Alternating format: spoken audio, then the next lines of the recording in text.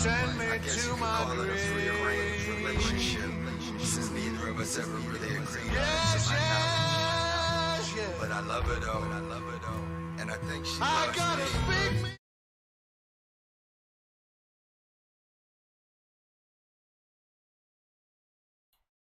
Yo, what's up, everybody? I'm Gymkhana Josh, and welcome to Beyond the Apex, where we talk about motorcycle everything and then some. Before we get started with our actual show tonight, I want to actually give some shout outs to Fernando Flores, Nappy Woods, and Civilized Savage for subscribing to the channel right before we came on tonight. I really appreciate that. Across from me, you'll notice a friendly, familiar face, my co-host Butter. Butter, what's up with you, man? What's going on, everybody? Hope everybody's good. I know last week we had a little dedication to the show last week. Jay, she passed away yesterday. So I want to thank everybody for their prayers and thoughts and stuff like that. So I know last week I dedicated the show to her, but she did pass away. So I want to thank everybody for all their shout outs. But moving forward with the show, I'm really honored, and we got this guest on tonight. It's really going to be a great show, man. I've been excited to talk to A real this brother celebrity, here, for real. fellow biker. Yeah, big time. Oh, absolutely, man. Yeah, I mean, I've gotten calls from Mike's Pro Lids, Black City Riders.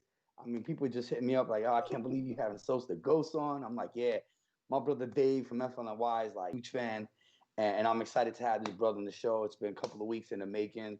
He's had some tough times. I know he had a loss recently, but finally we got the show going. So without further ado, man, I got the Professor Biker 101, the man himself, Sose The Ghost, Demons Road TV.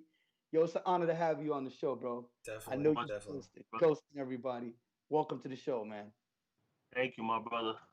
Yeah, thanks for being here, dude. So, episode 22, our guest, as Butter was saying, he streams the holy grail of motorcycle culture on YouTube.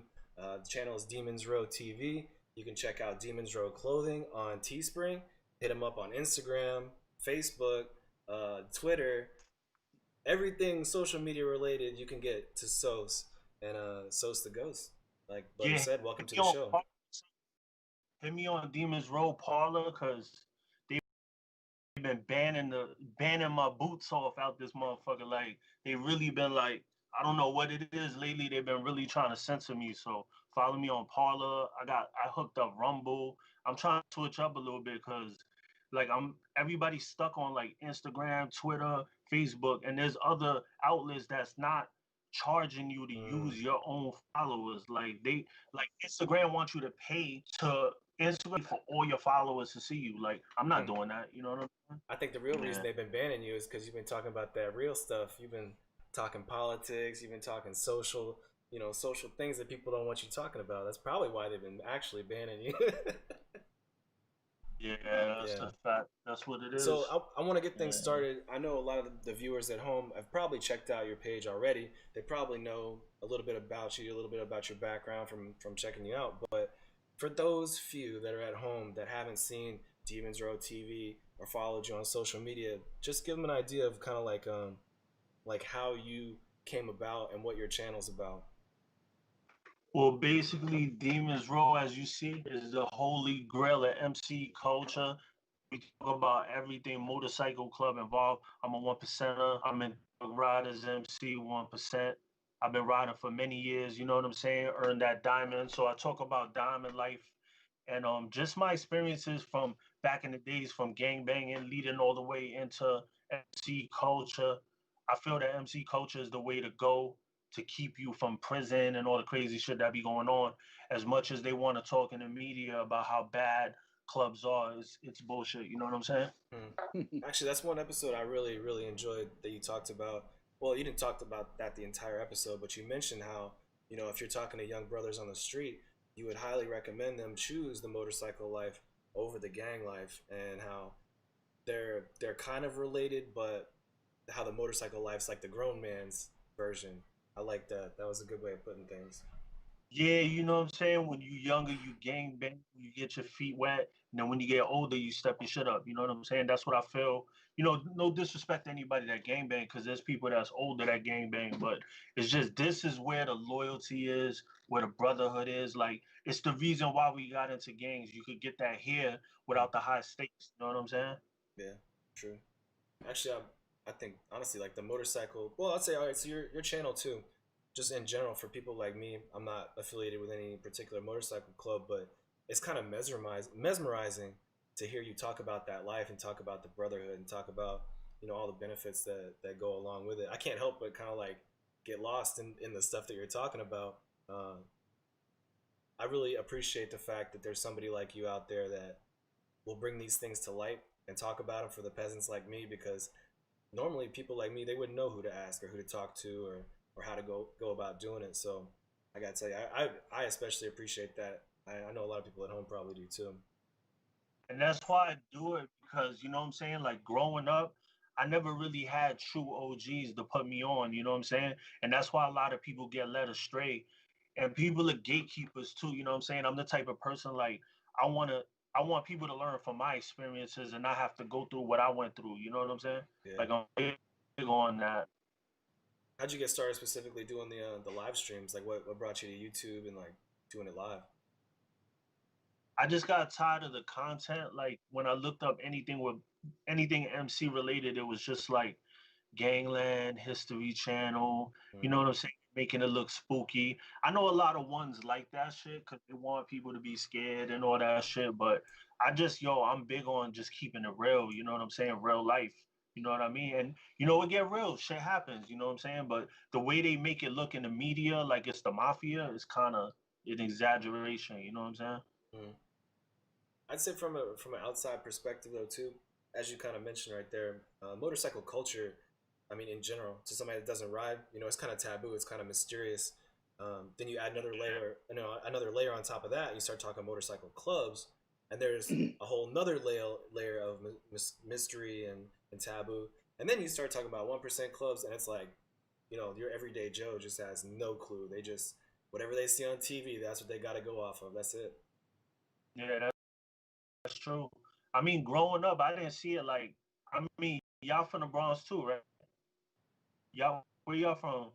I'm I'm from from Brooklyn. Virginia. BTA, or you Yes, from sir. Virginia? Oh, okay. I thought because I know I got people from Hustle Kings that's in the Bronx, so that's Yeah, why I yeah, was like, yeah. all We got right, a chapter in the yeah, Bronx. yeah. Growing up in the Bronx, I didn't see like Chink people talked about it, but I didn't see like bikers growing up. You know what I mean? It was different when I grew up. It was more like street crews. Then it turned into the Four Nation shit, Latin Kings, Zulu, all that. The La Familia and Yeta, all that shit back in the days. Like I didn't see MCs back in the days. You Mm. know what I'm saying? So I got into it older because of my cousin Sonny and shit. So I know, like I said, we talk. Well, you mentioned it. Your channel is focusing on motorcycle culture, but like, How do you come up with the topics that you talk about? Is it just like whatever the flavor of the day is, whatever you feel like talking about, or you got? Yeah, pretty much. Yeah, just talk about whatever comes to mind. I try to talk about stuff that people ask about, but I've covered so many topics that when I tell people like, yo, which one to talk about, they don't really, you know what I mean? They're just like, yo, we waiting for the next one. So I What do just come up people with What do people comment to you and ask you about that just really pisses you off? I'm sure there's got to be something out there. um people ask me that piss me off. I don't know, bro. I got thick skin, bro. Like what pisses me off? You know what pisses me off? I'll be honest with you. It's nothing MC pisses me off. It's the fact that like I believe in what Trump stands for. That's the shit that make me clash with people. Hmm. Cause like you automatically, you from New York, you supposed to be on this side, on the Democrat side, like you know what I mean? So that's the only thing I really clash about, you know what I mean, is the Trump shit. People get on me hard about the Trump shit. I mean, I get it. Listen, I know. But listen, I believe that politics, it's like religion, man. You're entitled to believe what you want. Same thing with the motorcycle culture. Fortunate for me, I know Sos, I don't know. I'm pretty sure you do your homework when you deal with people. But I was born in a 1% house. I was born in the 70s, 69ers when they were at Sunset Park. Old Grandpa Nelson was present and stuff like that. And my father's a dirty one. You know what I mean? All my uncles were dirty ones at the time. They all branched out to their own 1% clubs. So I was born and raised in this culture. So even though I'm not in a 1% club for reasons I'd rather not discuss, it's not that I can't be. I could if I want to. But the culture, I grew up watching that. I grew up watching 20, 30 guys that weren't related make a family. And till this day, that bond is still strong. Now, I'm 44 years old, and the same guys I grew up watching, I go back, Chingalings, 69ers, Dirty Ones, Turban Saints, Assassinators, you name it, Savage Skulls, whatever. Yeah. I go back to that, and I seen at that time, even though it was segregated, it was way different. It was a lot of territorial beef. No matter what club, I surrounded myself by, or just living in the area. Like I grew up in a Turban Saint block. My father was a dirty one, and my uncle was a 69er. My other uncle was an unknown biker. But even though it was segregated, what I noticed that no matter where, Did they clash? Oh, back Did in the they have 70s. Yeah, back in the 70s, everybody had problems. Like so my dad so could your dad was clashing with your uncle and all that? Like they was well, on separate sides? so this was before my mom's met my dad. There used to be a beef between the dirty ones and the Turban Saints because I lived in a Turban Saint block. So this was Turban Saint block now. So my dad couldn't walk through that area so easily. He had to go take the long way around because when you by yourself, you can't walk through the hood like that. Yeah, yeah. Hearing those stories, because the funny thing is that as much as they had beef back in the days, now they all hang out together. Like everybody's cool, you know what I mean? So Yeah. watching it come from one end of the spectrum to now, it's kind of dope because I sit down sometimes in the summertime and I got 7, 8 OGs from different clubs that just talk about all the funny shit that happened back in the 70s. And it's great to know that they can sit back and laugh about it and have a BA, whatever. But for me, that commodity, no matter what club I was privy to as a kid, I always saw that. Like I always saw when one brother got in trouble, everybody was there to help him out, making sure they was good. Because a lot of these dudes came from broken homes. They came from homes where they didn't have a mother father figure. They were poor. They didn't have nothing. They had each other. And growing up, I seen a lot of that. That's why when I see like the way the 1%ers move, it's real shit, man. Like that's real family shit. Cause I know brothers. I got a brother up north doing life, and we talk, and he'd be like, "Yeah, I was locked up with this dude from this club, and I know those clubs for sure sending that brother his money. You know what I'm saying? Like he down for the club. He's always going to be a club for life. And I know for a fact because I know treasurers, I know presidents, and they be like, yeah, man, we send homeboy his check every month, making sure he good.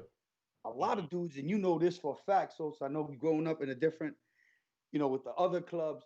Back then, everybody was gangbang, but I'm pretty sure these dudes ain't taking care of their brothers like the 1%ers do. And that's Like R. Trig, I just lost my brother in Florida. Like, yo, when you in a 1% club, your family, like if a like you lose a brother, his family don't pay for the funeral. The club no. does. They pay for everything. You know what I mean? Like when I was game banging, you didn't even get a package. You know what I'm saying? You know how that shit goes. Yeah, you be lucky if one of the homies come up and visit you.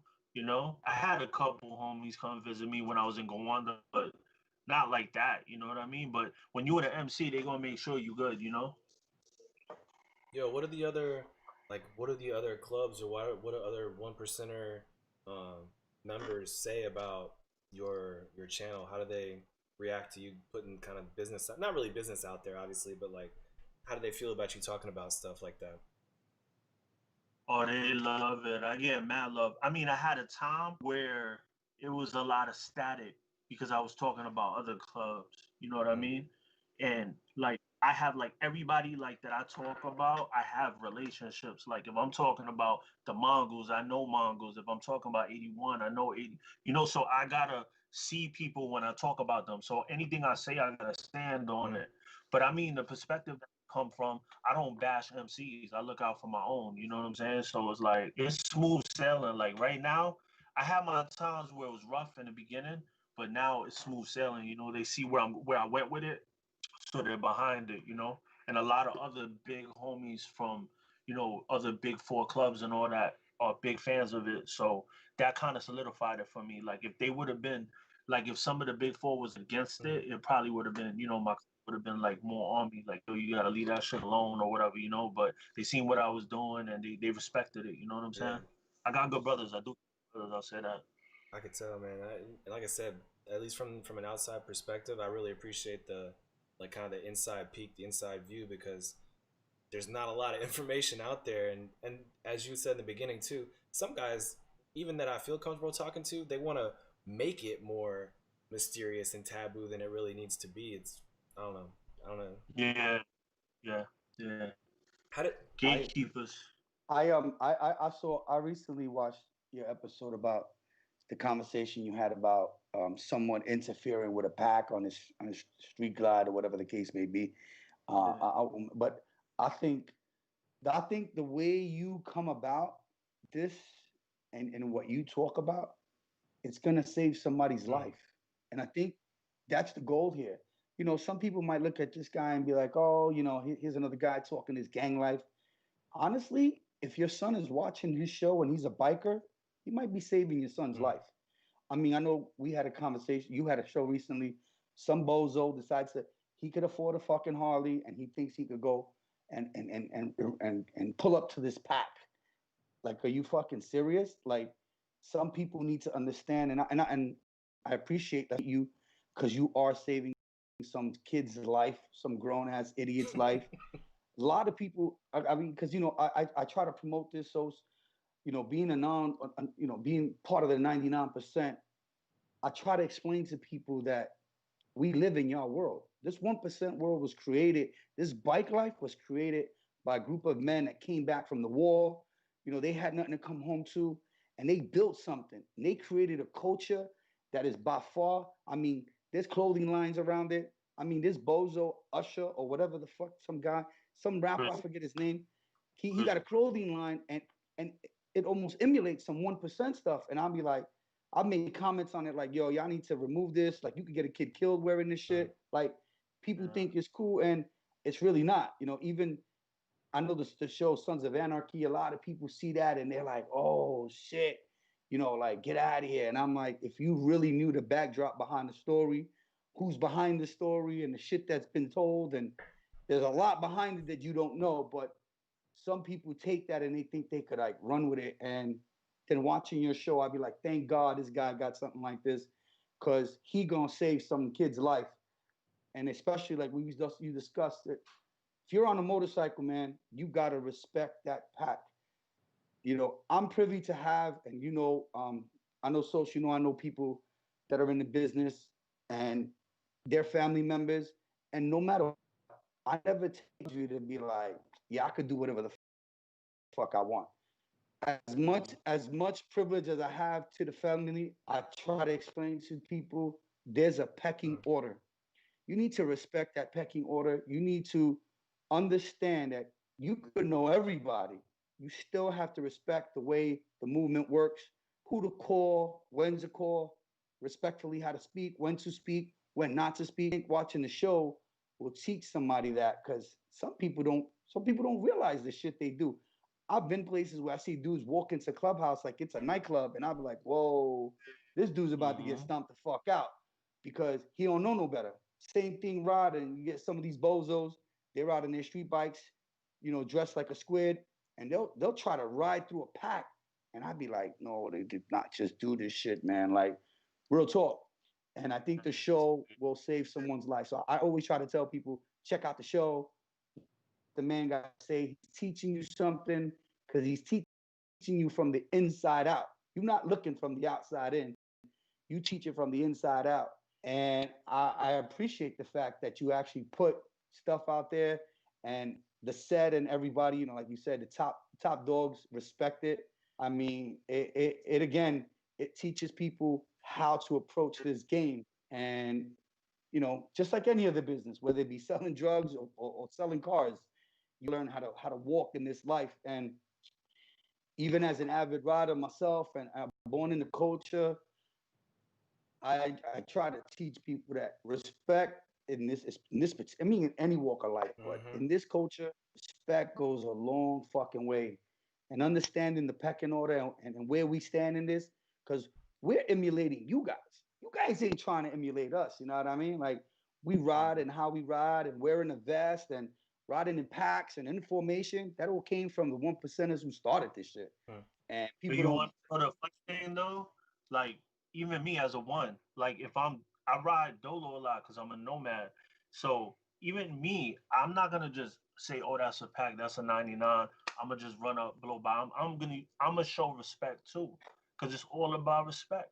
You're not a man if you can't respect people. I respect everybody until they cross that line. You know what I'm saying? You got some ones that's kind of disrespectful. I know I've seen that. I know you've seen that too. But I don't move like that. I move like a man. You know what I'm saying? At the end of the day, like I show everybody respect. I don't look down if you like in some like RC or whatever, and you don't know a lot. I'm not gonna look down on you.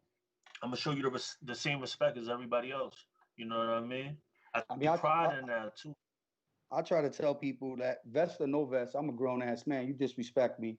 The vest don't mean nothing because if you get your ass beat, that vest ain't really gonna do much for you. I tell people that being a man is a whole different. Like some people they put on a vest, and you know you've seen this yourself, and they. I mean, I know dudes that I used to bitch slap and sell heroin to. They got a vest now, and they think they could walk around like they shit don't stink. And I tell them to their motherfucking face, don't think it can't happen to you, homie, because I'll slap the shit out of you, and your prez won't say a motherfucking thing.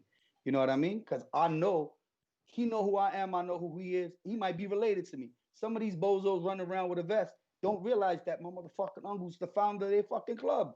So you out here walking around like you fucking Superman. Mind you, I done sold you massive fucking heroin when you was younger, and you out here acting like you tough. So I don't really look at people for what pats they got on. I respect people for the man they is.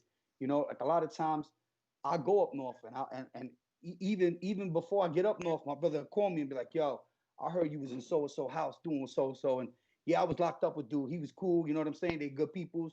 Like I be getting a 411 from prison sometimes on dudes that I be fucking with because the phone call had went out already. Like, yo, I saw your bro over here and shit like that. I didn't know that was your bro.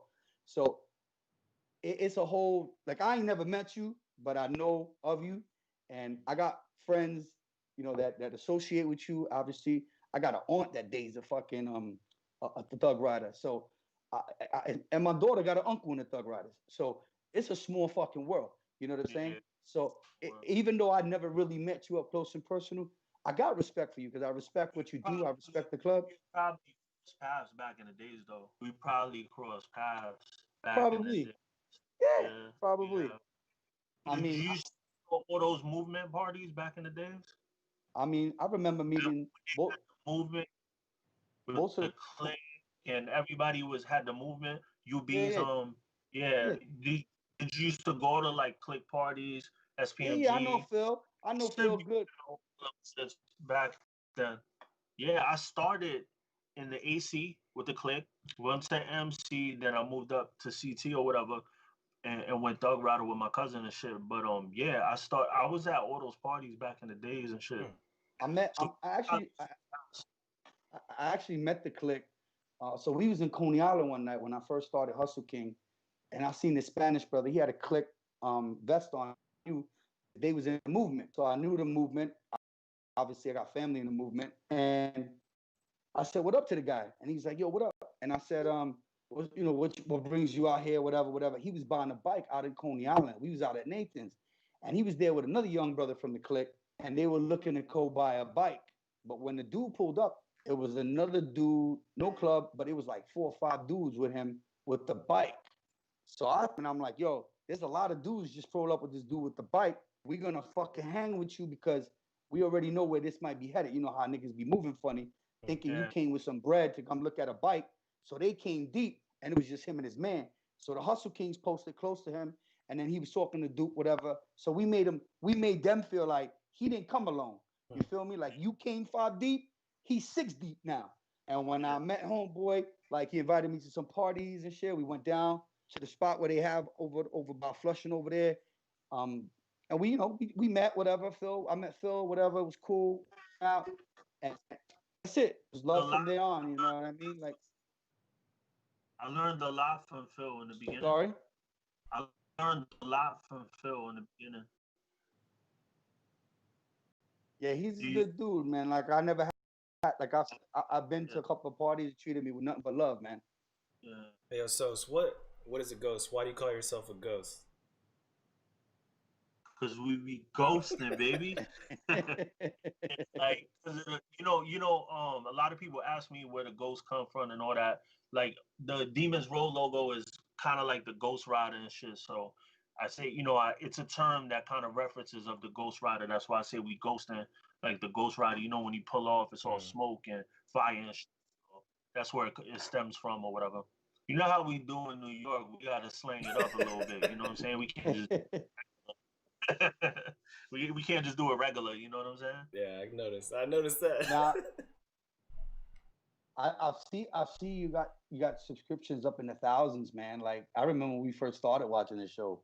I mean, a couple of months back, you were a couple of hundred deep. Now you're in the thousands, and your fandom has grown big time. Um, any TV offers, like anybody coming at you, because you starting to hit the scales there. You're starting to tip the scales there. They were talking about some Roku shit. It's still in the works. I don't know what's going on with that though. I'm not sure. Like, my big brother's talking with them about it, so I think it's gonna go through. They got some type of investor, and they want to do a network or whatever. So I don't know, but nothing too big. I just been doing the YouTube shit. I think once I hit that 100K, that's when it's gonna start coming through. Yeah. Who you got helping you out? Like, are you kind of running things yourself, or you got people behind the scenes working with you, or what? I be doing the shit by myself, bro. It's a lot. I do the graphics, the video editing, everything, bro. Everything. Yeah, I feel you on that. Like, I feel you on that. A man of many talents over here. I can identify with that. So let me ask you a question. I'm gonna say some real shit that a lot of people won't keep it real about. But growing up, being broke, not having nothing, and having to learn everything to do for yourself, you didn't have the money to do it, makes you very powerful. So if you can learn something instead of paying everybody else to do it, now I could just drop whatever I want because I have the power because I learned all these years because I had the money to pay somebody. So now I'm in control. You know what I mean? So hard work pays. You know what I'm saying? True, and not even just on a financial thing, but honestly, I think sometimes we put our heart and our soul into certain projects and certain passions, and unless you can find somebody else that has that can meet you at that same level, that same passion, then you're just gonna be have heartache. People are gonna drop the ball. They're not gonna end up there a part of the bargain. Hold up their end of the bargain. So by doing things yourself, it's kind of, I don't know, shallow to say, but you're just taking care of yourself. Like if you want something done right, you just do it yourself. That's kind of why I do the things I do. So, and like creatively, I'm there's no bend with me creatively. Like the Demons Row logo had to be a certain way, and you know what I'm saying? Like my scheme has to be black and white, and you know what I mean? So sometimes when you have a team, they want things a certain way. You spend time discussing, arguing over how you want things and all that. I don't got time for that. I'm always forward moving. You know what I'm saying? Yeah. Hey, so I got one of our viewers, NCZ31. He had a question for you. Other than Sons of Anarchy or Mayans, what do you think is driving the interest now more into the 1% culture? You mean into getting people to start wanting to join club on 1% clubs? Yeah, that other than I guess that's his question. Other than watching those TV shows, what do you think drives people into the culture? Shit. I'll be honest with you, man. I think that Sons of Anarchy is the cause because everybody started, joining clubs in general, and then they started learning about ones, and then they started graduating. And I think that's what it does for our era, because you know the old dudes, they had like the Hell's on Wheels or the old school Hell's Angels movies, whatever. So that made them want to become ones. I think our generation of Sons of Anarchy. But I think honestly, right now, Demons Row TV is making a lot of people want to cross too, because people always hit me up asking me to join and stuff like that. And it's a lot, bro. It's a lot of people, man. I'd agree with that too myself, actually, because I mean, even as a kid, you guys probably know too. You know, looking up. Well, obviously, like Butter, you grew up around motorcycles. You grew around motorcycle club culture. I didn't. So I was looking at people like, you know, the guys on the cartoons and guys in sitcoms and whatnot, the badass, cool, you know, high school guy that had a bike and stuff like that. And you always have this thing in the back of your mind, like, man, I just want to be that cool guy. I don't want to be like nerdy dude and, you know, the main character or whatever. I want to be the cool guy with the motorcycle. So that just translates on and on and on. And now I get to be that guy. I get to be the cool guy on the motorcycle now. So That's real shit, yeah. man.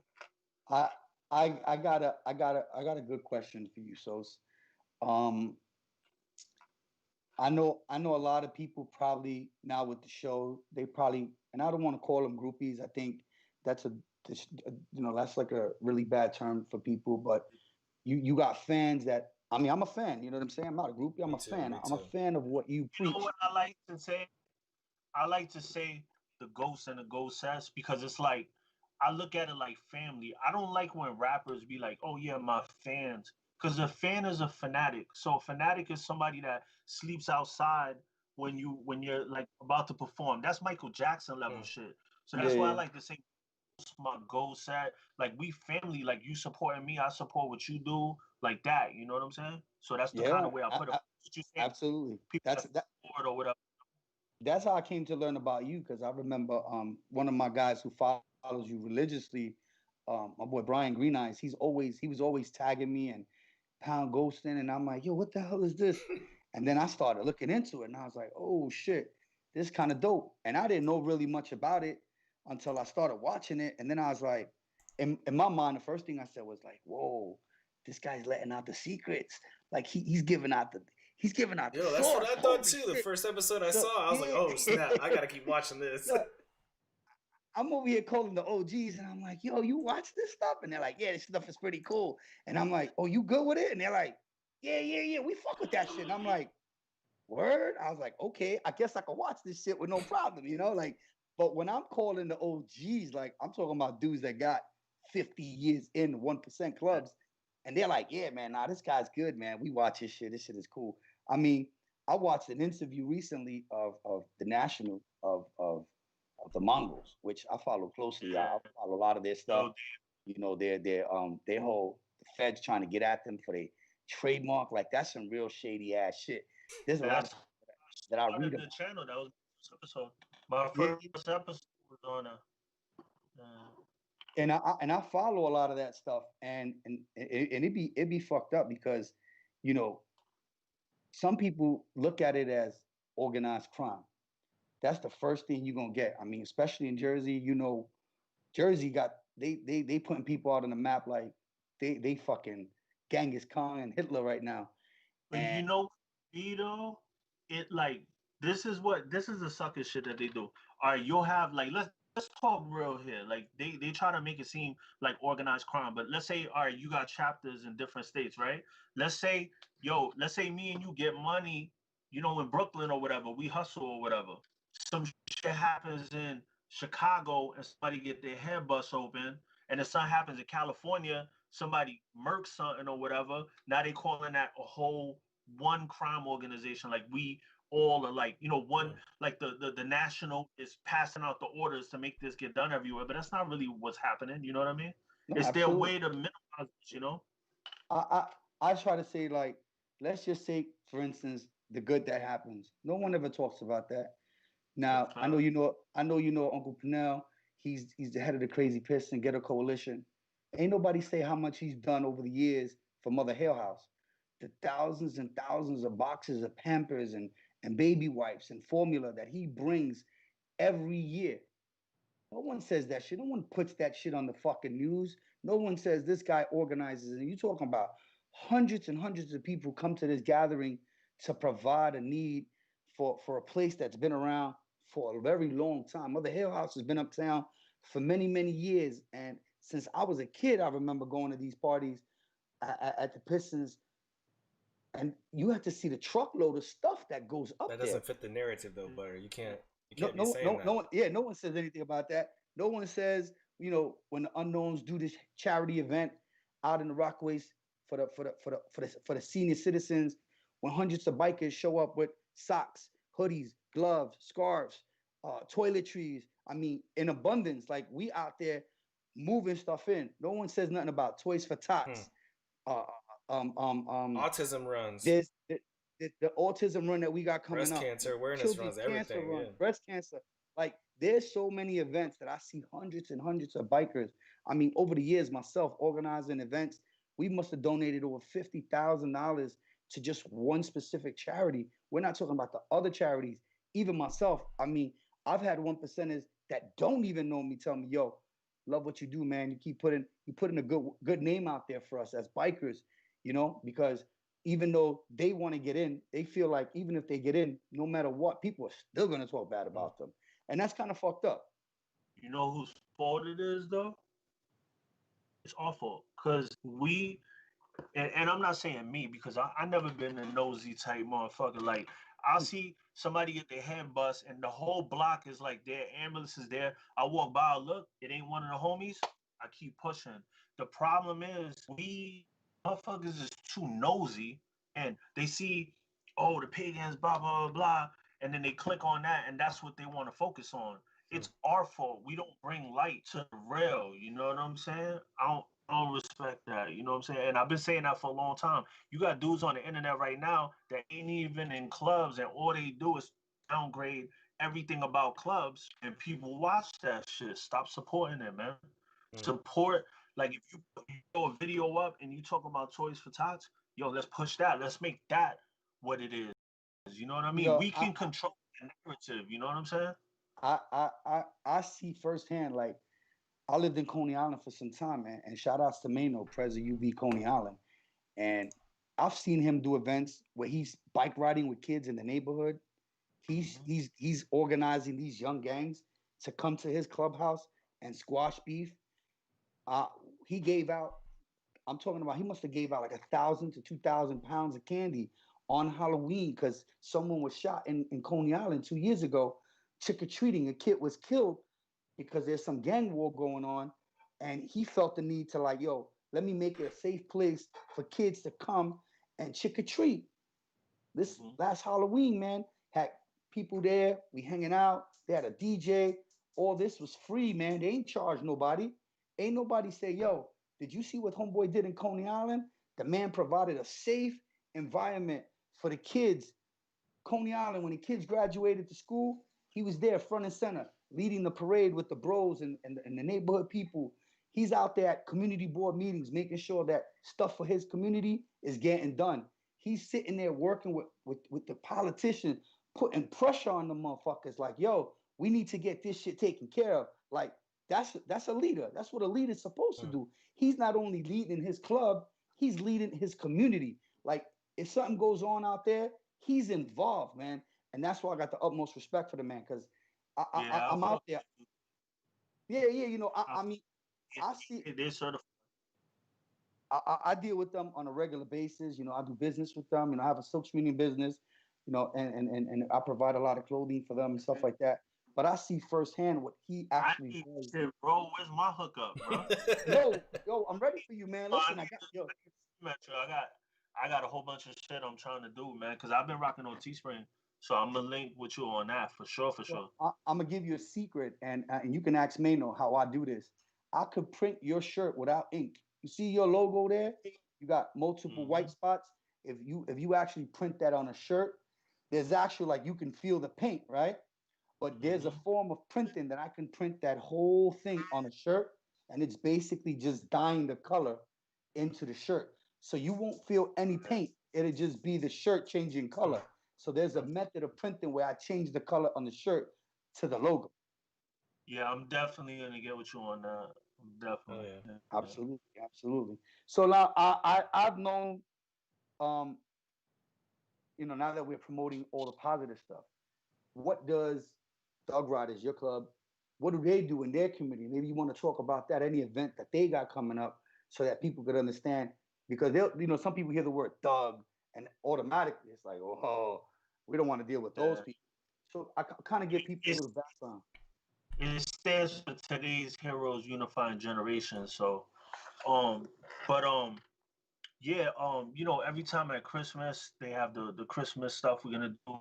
Give the toys out to the kids. Thanksgiving, give out some turkeys. The regular stuff. You know what I'm Yeah, actually, we kind of touched saying? on it a second ago with the Teespring account, but I'm curious what in the TV spot. I know you said it's kind of in the works, but like, what's really like coming up on your radar for events or scheduling for Sose the Ghost for Demon Road TV, and what's coming up? Yeah, like bro, I got so much shit coming. Like, I'm working on comic books. I'm going Oh in a whole snap! different direction than people would. Yeah, I'm working on comic books, video games, all Nice. type of shit, bro. But I have a solo project, Ghostin, that I did music for years. You know what I'm saying? And I have an EP, a 8-track EP that I've had done for a while, and it's about the culture, and it's not trappy. It's East Coast shit. You know what I'm Hmm. saying? And I have that coming. The videos. I need them to be like mini movies. I want it to be on some Michael Jackson Thriller type shit, but without the scary shit. But I wanted to represent MC culture, and I have some creative ideas. So I don't want to just throw out performance scene videos or whatever and just do the same shit everybody else does. I want that movie feel. I'm gonna include y'all in that too, because y'all pretty close to me. Y'all in New York, and a lot of my shooting I'm gonna do in New York because that's where I'm from. That vibe, you know what I'm saying? Actually, man, Hey, that's right up my I got a alley. I was gonna question. say I got a bunch of cameras. I got some time. I got a little bit of videography background too. So you need some help with the camera in front of or behind the camera. You holler at me. Yo, That's I got King Fox from Black City Riders. He said, "Yo, Sos, when are you coming up to the track with me?" To the what? track. He want to know if you want to come up to the track with us to race bikes up at the track. Oh, at Hunts Point? Nah. We What? go up to we go up to the safety track, up to an actual motorcycle course. So one of our viewers is asking, if you into street riding. Nah, I've seen his show Street or one of ride? his shows where he I'm talked a about this. one. I'm a old nigga. I be doing 10, bro. uh, I you be know, clean and mean, bro. All that trick shit, all that ain't me, yo. But I got fuck. another question. This is a question for myself. So we understand how it works in the West Coast, and it's different than it is in the East Coast. Um, how do you feel that someday it could all coincide?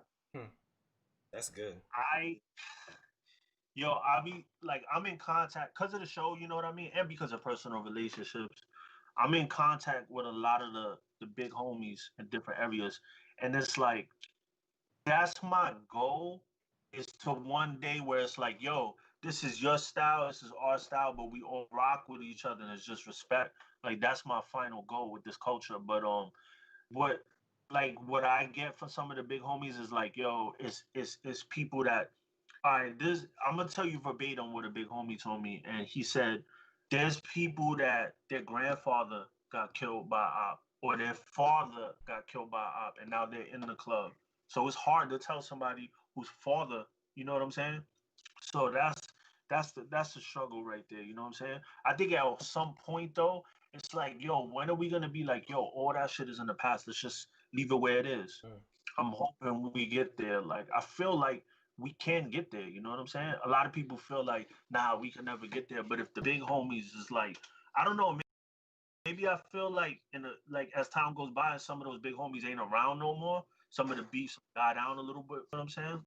I don't I know. mean, But I believe, I would hope in my lifetime that I see some sort of form of unity in a way that, because there's millions of people who are bikers, and if we had a common goal together, we can. I mean, we could literally overthrow the fucking government.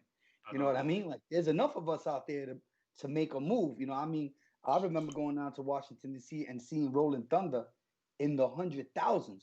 That's a lot of people going down to D.C. And that's just those guys. We're not talking about the other hundreds of 1% clubs that are out there making massive moves.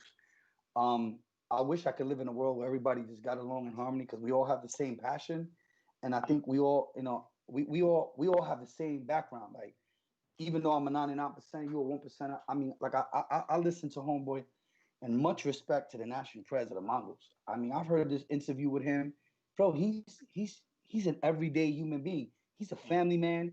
They got a business. They promote unity and helping one another. Like, that should be life. That's what life should be about. I mean, that's biblical. That's just outside of the bike world. That's biblical, man. Be your brother's keeper, help another brother. Like, you know, I got a lot of brothers in Hustle Kings that we good. We secured our bag. You feel me? But we try to help the next brother secure. Like, we got my right hand man, Big Lou. You know, when he hears these young guys working for the city, the first thing he's on is like, yo, put into your 401k. Make sure you put this much into your pension. Preach. Take out this much. Stop doing this. Don't go buying frivolous shit. You know, this dude is living the life. He's got multiple homes. He's getting great money on his pension, and he tries to pass that knowledge on to the younger brothers that are out there doing frivolous shit with their money. You know what I mean? Like, you having kids right now. So this bottle popping, Jordan sneaker buying, that shit, like, invest your money. And this is what he teaches the younger riders. And I see that say in any club. I see a lot of these OGs, they're trying to teach the younger guys what they shouldn't be doing and not make the mistakes they made. You know, I blew a lot of money days, but if I could teach someone Man, you still be to blowing a lot of grow money. What are you talking about? and help, man, you don't got a 15-year-old daughter, my man. Real talk. Why it's like that though, right? It's because all of the rappers and ball players and all the famous people have sold the hood out. That's the truth. They like in New York, like moving out to CT, you see the 16, 17-year-olds, they're wearing regular shit. They're not wearing Jordans and all that shit. Maybe they have it or whatever, but they're more focused. They get their car at 16, 17, worry about school, getting their money or whatever. In New York, motherfuckers will have a car on and be on the bus with phones that are like 500 that they could have got a hoopty with. You know what I mean? Like it's the mentality, and it's the rappers, the ball players, all that pushing that money, spend money on bullshit lifestyle. That shit is fake, bro. That shit is It's a out. They distraction, need yo. to It's be a investing distraction. that money. You know what I'm saying? They misleading the youth, and that's what's going on right now. Yep.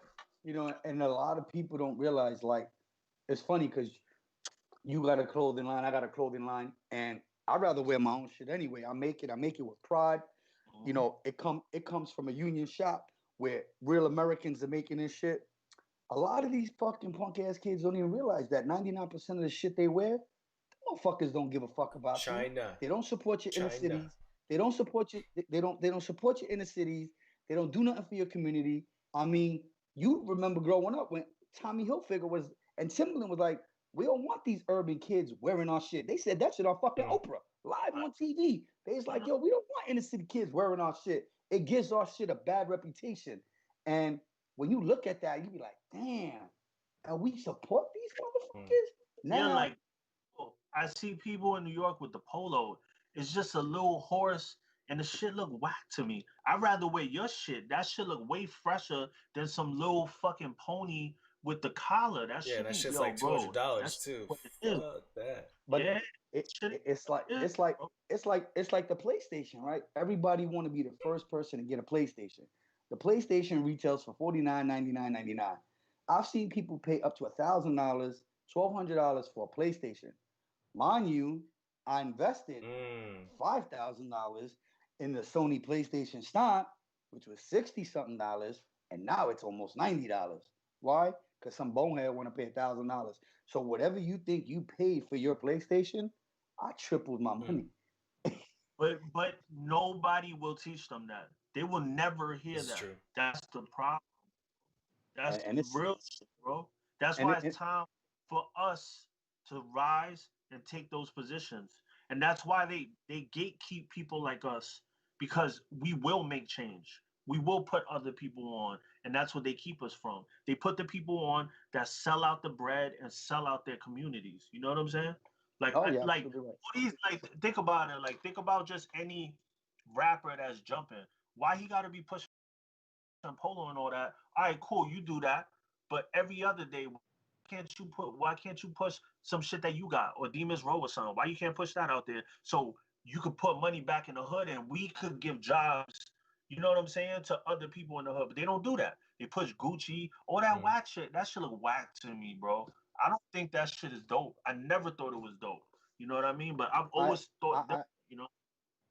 now that you say that, Rock Boy Choppers, you have any relationships with Meatloaf and what I he's went trying to to build meet as an entrepreneur?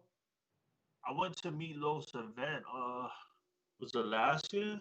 Oh Yeah, I yeah, got that's right. pictures. That's what I saw you at the park. Yeah, yeah, you was at the Yeah, park. yeah. So Big Cross. Yeah, yeah, yeah, Yeah, yeah. because I remember So PJ, my I boy like PJ having fun mentioned that me. day.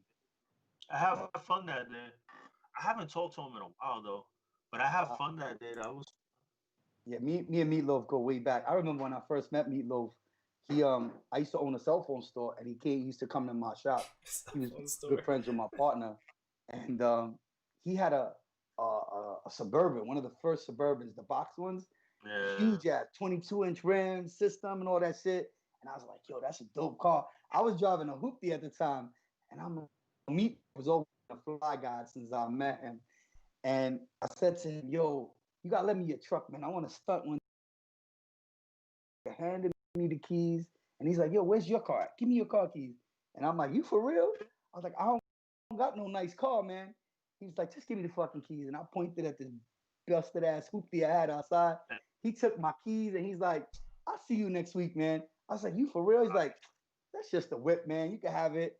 And ever since then, man, I've been friends with Loaf, man. And he's been a blessing. He's a great brother. I see he does a lot for his community and shit, you know.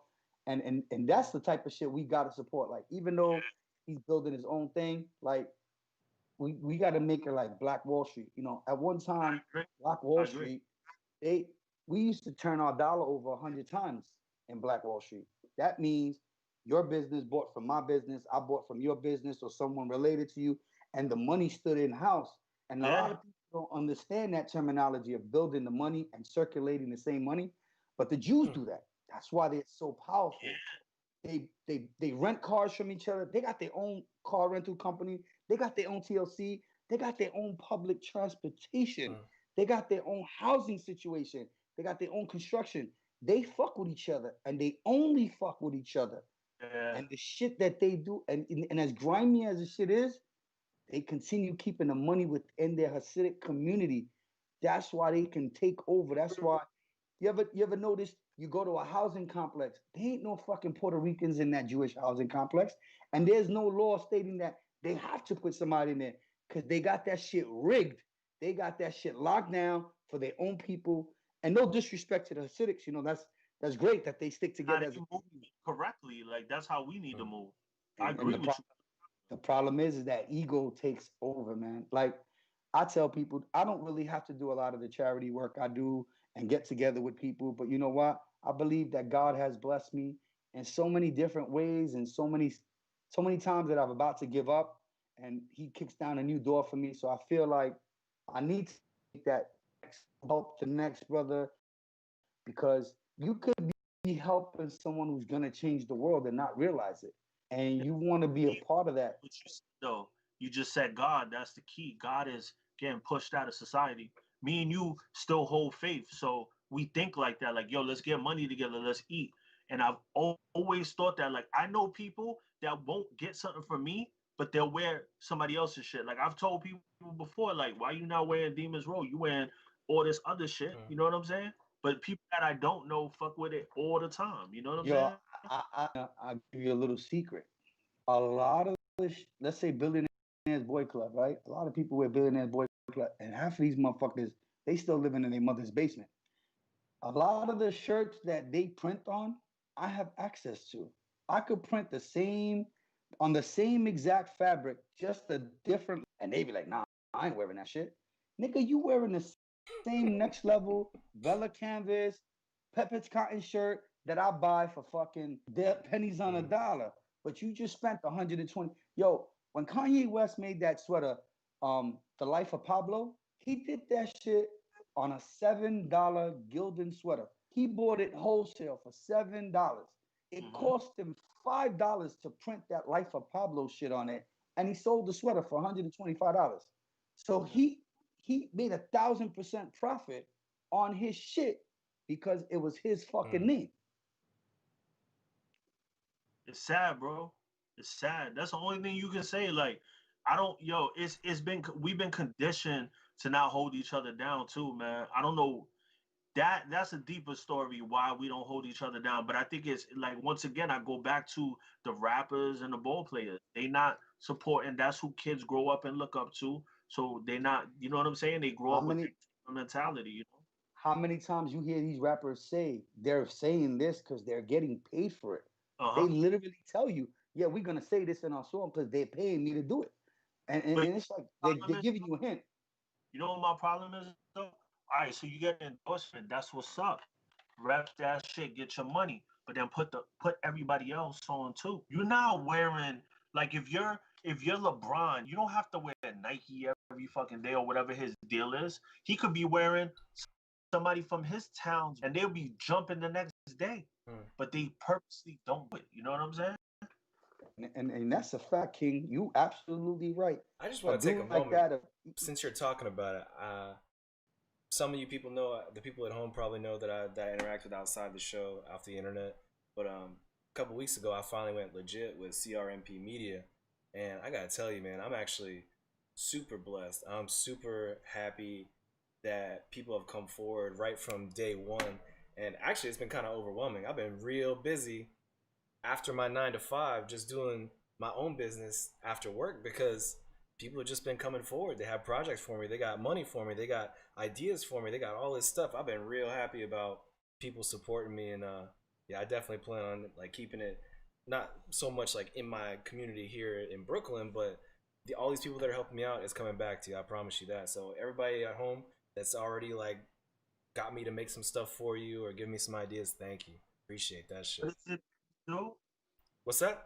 What is it that you do with the media company? Because you said what it was, but you didn't say what you do though. So CRMP Media is the name that I've always given to like my video productions or my graphic art or really anything that I Okay. do on the side for a hustle. But as of 3 weeks ago, actually, I finally went legit. You know, registered the name, put my certificates out there, got recognized by the federal government. You know, doing all like the legalese, the legal background, making everything legit. And like I said, right off the bat, shout out to Certified Knee Draggers because Carlos and his organization, amazing track day organization. Carlos is cool as hell, and he's already come to me and given me my first big deal, and 50 decals, multicolors, and I got a big ass vinyl cutter back here, so I'm making some vinyl stickers for him. It's something simple. It's something that I like to do, but he didn't waste any time. It was literally like 24 hours later, he was already hitting me up, being like, "Yo, man, I got you. Let me get some work done." So and even on this side, he know I got a printing business, and he got a connection out of the country, and he still reached out and was like, "Yo, I want to give you some business. I want to support the cause. You support me." He actually was like, "Yo, let's do something together. I'm printing some shirts, whatever." So even though he got his connection, he know that it might cost a little bit more, but he's doing something with the big homie that support him. yeah, So he's done the same with me as well, and I respect that. Meatloaf have done the same. Meatloaf has his places where he does his printing and stuff like that. But I've done some work for him, and it's cool though. You know what I mean?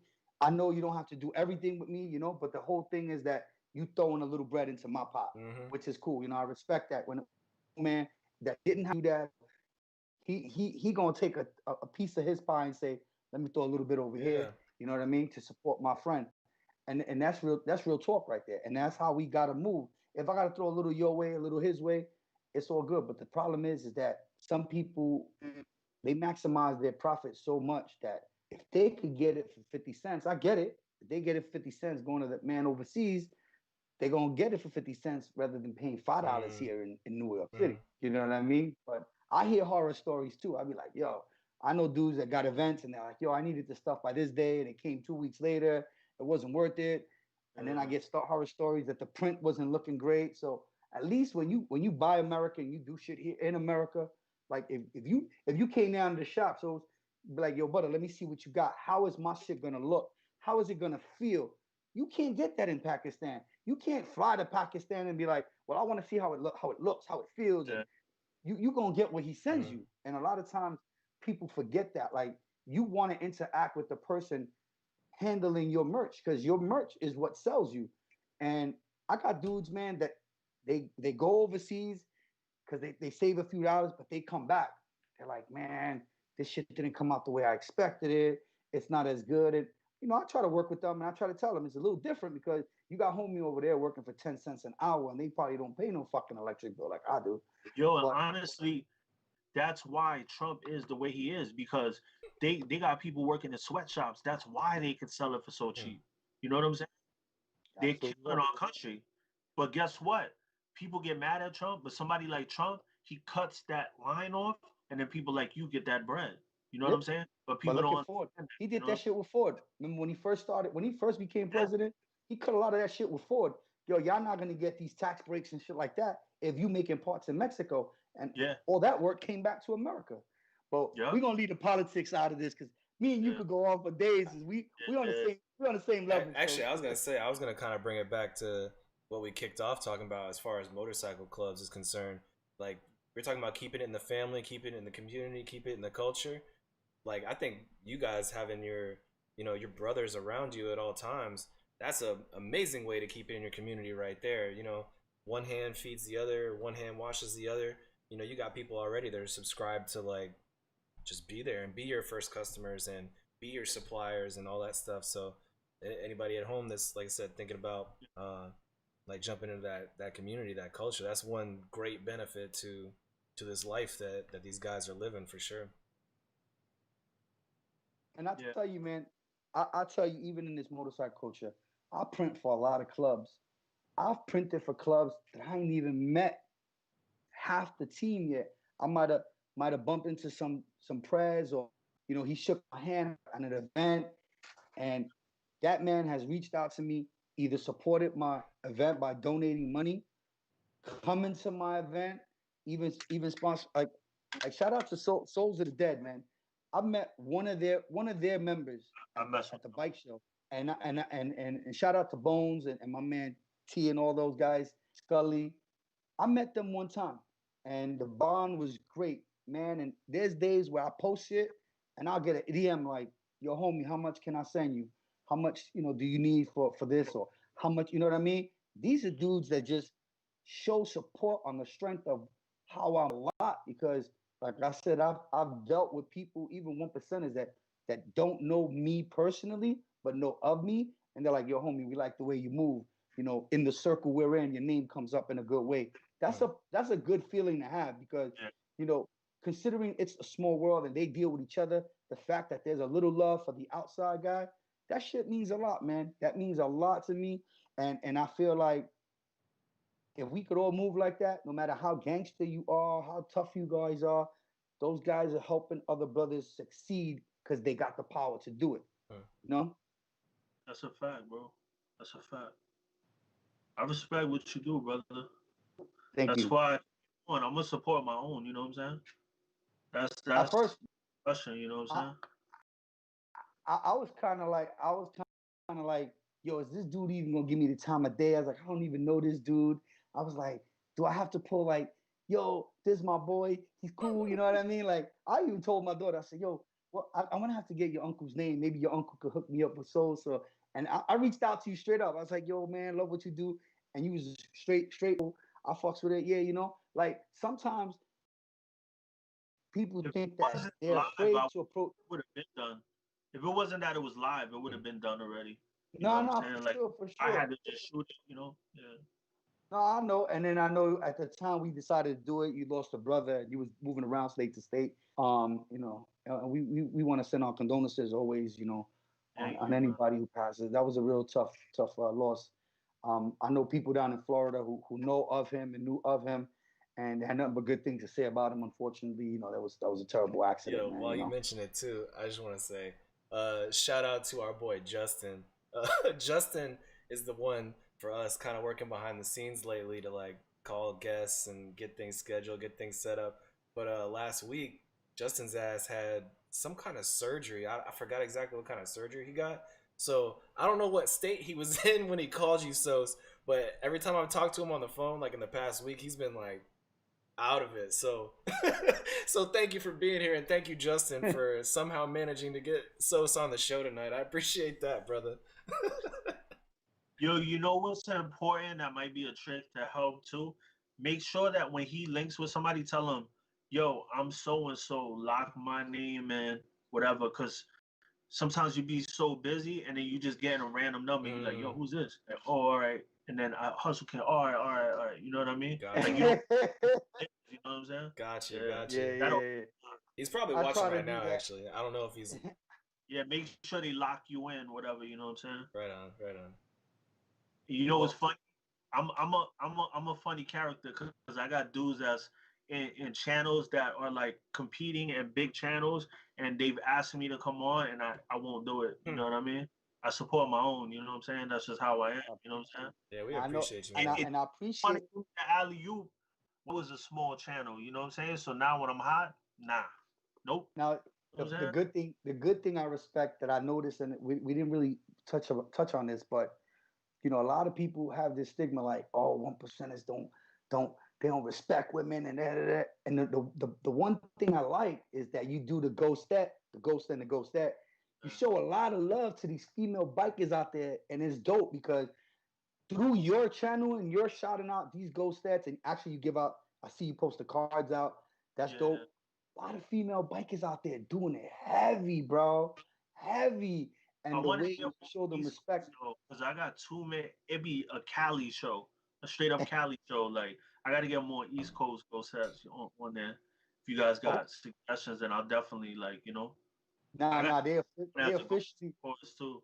So the ghost stats really have to ride. They have to ride a cruiser. Am I correct? Yeah, see that's the thing. Nah, they don't have to ride a cruiser, but my thing is, I feel like I always try to do something different than what everybody else does.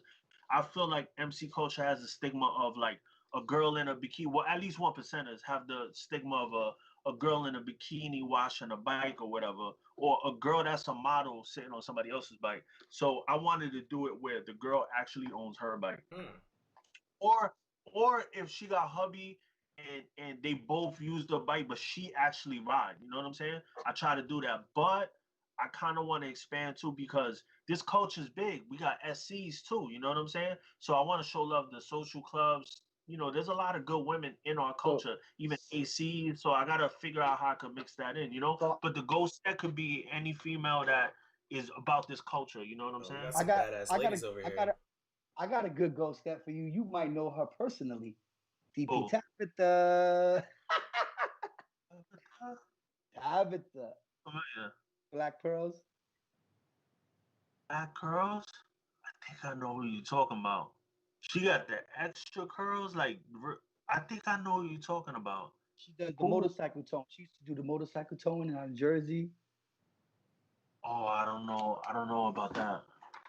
Yeah, I yeah. I think. She ride hard, and she's little. She's like 4'11", Dang. and Yeah, she baggers. Like I've watched her tow she ride low key. back. Yeah, she got a badass Harley, man. She ride That's hardcore, what's man. up. She That's ride what's up. hardcore. I'm gonna tag you on her. You're gonna Yeah, know her because I mean we'll talk about it outside of the show, but you're yeah, gonna yeah. know who she is. You're gonna say That's what? that right there is my way of showing love to everybody in the culture. Like that's what that's for, you know. So we definitely get her on. We get you on, like Hello, definitely, man. with the charger.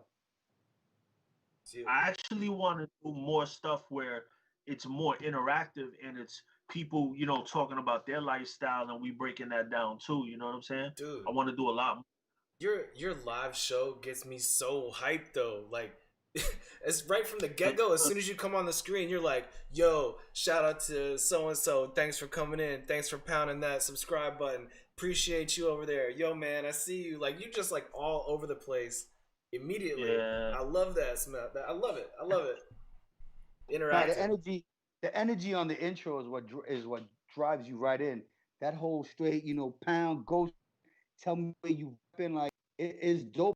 how you do that, and you not that I want to copy it because I really never want to copy, but I appreciate how you draw the audience in because if when you first click on the show, you see this guy, like who the fuck, but once you start with your whole intro, bam, ghost, it just It's like, whoa, attention. what is this Yeah, guy attention talking about? grabbing. And it Yeah. pulls you right in, and I love that. I love that. You know what I wanted to do with it?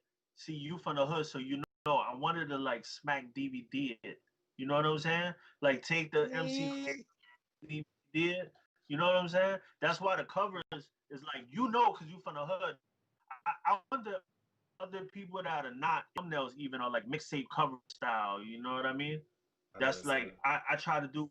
Did you peep that? Like being from New York, you kind of know that already, right? But Yeah. that's not, they probably don't, you know what I'm saying? But yeah, I wanted to give it a smack DVD, Cocaine City kind of feel, you know what I mean? Yo, so Mike Pro lit hard. That's my dude out in Yeah, fuck with Mike. Oklahoma. Yeah, so He he still ain't he never sent me a lid, cheap ass nigga. oh shit. Yo, Mike, you heard that? Shots I'm gonna call fired. him Shots up. fired. I got you, Ghost. I got you, Ghost. I'm gonna call him. Nah, Yo, he's a good dude, bro. He's a good dude. he got a Definitely. project. That He got a dude, project. yo, Mike showed me love when I had like, fucking like 200 subs, yo. No lie. From the beginning, he rocked with me. He's been on Real our show talk. before, actually. He came on our show. Yeah, he's The, a good dude. the crazy thing is, the first time I reached out to him, I was intimidated because I was like, yo, this dude is a big dude and he getting all these people on the shit. Like, he got mad followers. And I was like, yo, homie, I'm doing this event. And would you mind donating the lid? And he called me right away. He was like, yo, what you need, man? And I mean, he was like, whatever you need. And I tell you, since the day I've been fucking with him, if I call him and tell him, yo, I need a lid for a raffle, I can't tell you how many lids this dude done send me. Yo, where is my lid, Mike? Yo, I ride with this bandana, Mike. What's up, bro? Don't feel bad. Yo, I got my man CJ from Thunder Guards. He's been breathing down my head because they made his lid and they lost it. Somehow I got lost in the mail and he's still waiting on a lid. So, yo, shout out to my man CJ Thunder Guards. Nothing but love, man. I too. Yo, I don't even wear a lid, bro. I don't own a lid. Like, I don't gotta wear them in CT. I don't own a lid, but Mike shit is different. That shit is different. I got one for the sports bike. I got multiple colors. I got a Cowie lid that he customized for me. I got 2 custom Hustle King lids. I just spoke to him today because he said, I had sent him a message, yo, I'm doing this autism run. He's like, just tell me what you need, homie. And I got you. I said, this year, instead of just sending the lid, I want to get the raffle going where the customer can customize his own lid when he wins. So Mike was like, whatever you want to do. And then I had told him that my daughter wanted a lid. He's like, man, tell my little niece to call me. I'm gonna make sure she get a dope lid. I was like, baby, you gonna wait 3 or 4 months because Mike is slow, but he got you. So order now so you can get it for next season. Now, but shout out. But I was actually gonna tell you that he's actually coming out with a crazy event. I was gonna throw it at you anyway. Now that we're on the show and we could promote it a little bit, he's looking to do some biker brawl, and his objective is to get clubs that actually fuck around with each other and not, we're not enemies and shit like that. We was talking about who can and who cannot be together. He wants to do like a 3-minute, 2-minute, 3-minute, 3 rounds of boxing for 2 minutes, 3 rounds for the charity of your choice. So basically, like, we'll present to the club and say, hey, we let's say we got Sose The Ghost versus Green Eye Some Hustle Kings, and y'all will box three for charity, and the winner get a check written out to their charity. There'll be a smaller check for the opponent, whatever. But that's something he's got in the works, man. So I don't know if you guys are interested. I'm gonna send you. I'm gonna tell you right now, do not put Big John from Combat Legends MC in there. I'm telling you right now, John from Combat Legends MC. He trains Amanda Serrano. That dude's gonna wind up killing somebody. Bro. He's a savage. So, she's a chick right now. So get away from that. You hear that name, Combat Legends MC? Stay away from that. Yeah. I mean, he's looking for some charity event. So that's a great idea, bro. Yeah, he's looking to show that that the culture can get together for a good cause. There's a lot of back and forth that it might not work because it might spark an event, it might spark a fight or whatever. But I think if everything is laid out the way it's supposed to be laid out legally, it's not like a backyard event. It's like it's going to be involved with a national, with a state commission, legal gloves, referee, all that, national televised type shit. And like I said, the money's going to be done for charity. So I'm going to send you the press package so that you can see it, and then if you want to pass it along to the bros up at Mother. I got a bro, my brother Everlast. He trains Ab Judah and all that, and we could talk. Like he trained people, all that. He nasty with it. Like yeah, definitely. So Josh, my club. He's one of my brothers in my club, and my cousin Sonny thinks he's a champion and shit. So you know my cousin Sonny, right? Sonny Dayton. Yes, sir. Yep. Yeah. Sonny do the punching game, and he always win wherever we go. So we gonna get him in the ring. Those boxing games where you hit it. You know what I'm talking about? Video game shit. Yeah, he always win that shit everywhere we go. He'll love that shit. That's what we're looking for. We're looking for people who want to do it and know that there won't be no beef behind it. I mean, I got a lot of like good, positive and negative. There's always a little bit of both. But I think for the culture, it would be cool to see that these people that the people who see all these bikers are not killing each other. They're actually doing something for charity. Would bring a positive spin to a lot of the shit that goes on. Yeah. What were you about to say? Oh gosh. You think it's about that time to start winding down? All right. Yes, all right. sir. So at this point then, as Butter just alluded to, we're going to start winding down the show. But before we get out of here, we're going to go kind of around the room real quick and have some closing comments, some last minute shout outs, and whatever's going on. Sose, before we even let you do that, I just want to say, man, thanks again for joining us. I know you're a busy man. You probably put off even eating dinner tonight just so you can be with us. So I appreciate that. Yeah. But please shout out to the people at home. Let your people know what's going on with you and how we get in touch with you. Well, I just dropped the episode today. I'm dropping another episode tomorrow. Demons Row TV on YouTube. Follow me on Parler. Demons Row. Everything is Demons Row on any platform. So you can follow me on any platform. It's easy to find. And yeah, man, just big shout things. You know what I mean? Shout to everybody, man. It's all love. Thanks, man. What you got, Butter? Well, again, for those that watch the show that are 99%ers and want to know this bike life, follow Demons Row, man. I mean, I spend a lot of time when I have downtime at work. Instead of calling my family and shit like that, I'm watching the show. I'm watching reruns. So I'm rewatching an episode and shit, and and I try to make sense so that when I explain it to the dum-dums that I know, and I be like, yo, this is the way it's supposed to be. Read this, listen to this, watch this guy. Because sometimes you could talk to your own brother and not realize it might not come across the way you want it to come across. So if I refer it back to the show, they might get it a little better. Sometimes, you want to know the funny thing? I got big fours. I'm not going to name names, but like 3 out of the 4 big fours say that they give it to their prospects, so they don't ask a lot of questions. They just show them the show, they learn from it, and then they teach them inside shit. You know what I mean? I do it. I do it to my guys too. I always send the link in the group chat. I'm like, yo, this was a positive because we not 1%ers, but we spend a lot of time in different 1% houses. So I want them to understand what not to do when they're riding alone, especially that episode. Man, that shit gonna save a lot of lives. Cause some bonehead kid, like you said, these kids got money, man. They can afford a street glide at 17, 18 years old. But they're gonna go do something stupid that gonna put them in a bad position. So I think this is a really, really good show for people to watch, man. It's a blessing, man. You know what? It gives people a good perspective, and I like the way you approach it. Definitely. You try not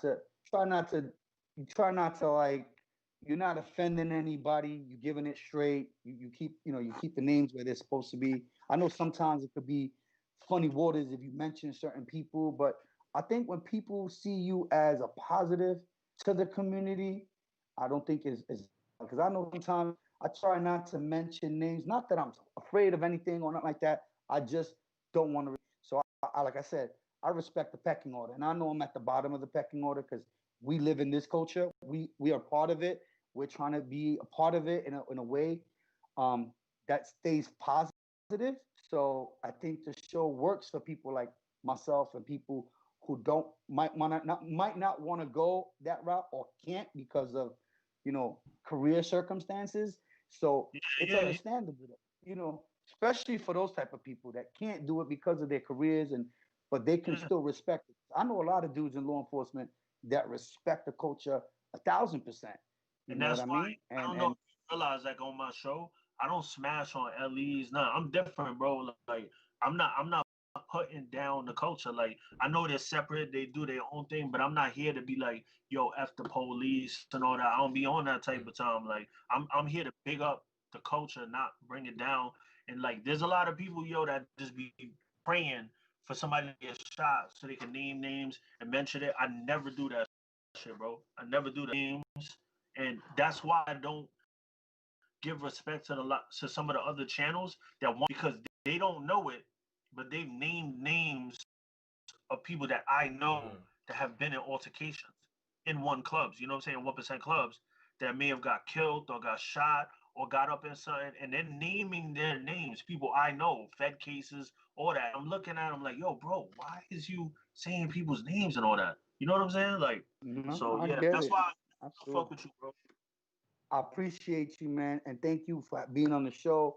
It was a pleasure and an honor to interview you. Definitely. I hope we get to kick it again. And listen, if you Yeah. got something going on, please invite us, man. We'll come Yes. out. We'll support. Yes. Right. I just DM'd you the pictures so that you could see who I was talking about. Um, but On IG. yeah, definitely. Yeah. We'll get together. Definitely. To all my sponsors, Mike's Pro Lid, Cotton Hustle, Prospect Power Sports, Mike's Pro Lid.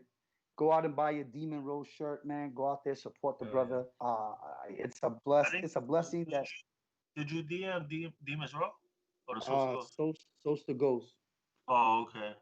I'm on my Demons Row so much, like Hey, so Word, I do me a forget. I favor know. too, and after we close out the show, stick around for a couple minutes so we can just shoot the shit for a couple minutes. I know, Butter, you probably got something you got to go do too, but both y'all stick around for at least a couple minutes after we get out of here. Yeah, we got you. All right. So with that, people at home, thank you for joining in. I really appreciate it. We both do. We all do. It's always appreciated also when you subscribe, hit the like button, come back, check out the channel. We do this every Tuesday, 8 p.m. Eastern Standard Time, live beyond the Apex. Check us out. And as I always say, leave this world better than you found it. Peace.